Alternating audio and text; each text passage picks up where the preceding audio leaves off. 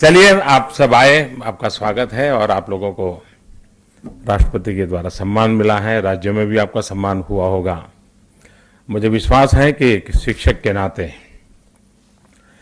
विद्यार्थियों के जीवन में लगातार प्रेरणा जगती रहे, उस दिशा में आप लोगों का निरंतर प्रयास रहेगा। और शिक्षक ये व्यवसाय नहीं है, शिक्षक ये नौकरी भी नहीं है, शिक्षक एक जीवन धर्म है।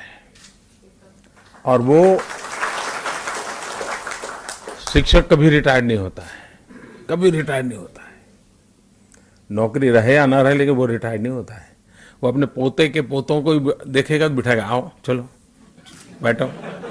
वो 90 साल की उम्र में भी ये करेगा, देखो ये आता कि नहीं आता, चलो लिखो, देखो स्पेलिंग गलत कर दिया। वो मन से उसका हमेशा रहता है कि नई पीढ़ी को कुछ न कुछ देते रहें। लेकिन वही लोग दे पाते हैं जो समय से 2 कदम आगे चलते हैं। अगर हमारा शिक्षक समय से 2 कदम आगे नहीं है तो समाज कभी भी आगे नहीं जा सकता है। अच्छा होगा कोई 100 कदम आगे हो, लेकिन कोई शिक्षक ऐसा नहीं होना चाहिए जो समय से कम 2 कदम आगे ना हो। और समय से 2 कदम आगे वही हो सकता है जो बदलते हुए जगत को जानता है, समझता है, प्रयास करता है। तभी तो जाकर के उसको वो अपने बालकों में क्यूरियोसिटी पैदा करता है, देखने के लिए ले जाता है। आखिर हमारा टूरिज्म का प्रयोग क्या होता है? यही तो होता है। मैं तो सरकारी स्कूल में पढ़ा लिखा हूँ। मेरे गांव के गवर्नमेंट की बहुत सामान्य स्कूल थी, लेकिन मुझे अभी भी हमारे वो शहरी शिक्षक बहुत याद है मुझे। और उनकी हर बात मुझे हमेशा याद आती है, क्योंकि वो इतने लगाव से हमारे पीछे इतना समय, शायद अपने बच्चों के लिए जितना टाइम देते होंगे उससे 2 मिनट 5 मिनट ज़्यादा हमारे लिए देते थे। ये अनुभव था मेरा। और जब मैं पहली बार मुख्यमंत्री बना तो मेरे मन में कुछ इच्छाएं थी, पूरी करने का मन करता था। होती है ना, और मुख्यमंत्री बन गए तो जरा ज़्यादा ही रहती है। तो मेरे मन में एक इच्छा थी कि बचपन में मेरे जो मित्र थे जरा ढूंढूं कहाँ है सब, क्योंकि मैं अपना गांव छोड़ के बहुत बचपन में चला गया था, तो मेरा संपर्क नहीं था। 35 साल की गैप हो गई थी, शायद 35 साल से भी ज़्यादा समय हो गया होगा। तो मैं याद किया सब क्लास के मेरे दोस्त खेलते थे, जो मेरे साथ तालाब में तैरते थे, सबको याद किया। फिर ढूंढा कहाँ है, 2-4 नहीं मिले, बाकी सब मिल गए। तो एक मन की इच्छा थी उन सबको एक दिन मेरे घर बुलाऊं।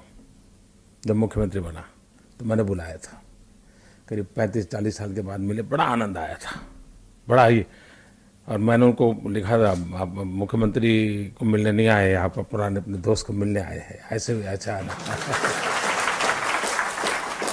दूसरी मेरी इच्छा थी, बचपन से मुझे जिन शिक्षकों ने पढ़ाया है उन सबको बुलाना, क्योंकि मेरा मन करता था कि आखिरकार किसी भी बालक के जीवन में शिक्षक का बड़ा महत्वपूर्ण रोल होता है, बहुत महत्वपूर्ण रोल होता है। तो मेरा मन करता था कि मैं उनको बुलाऊं।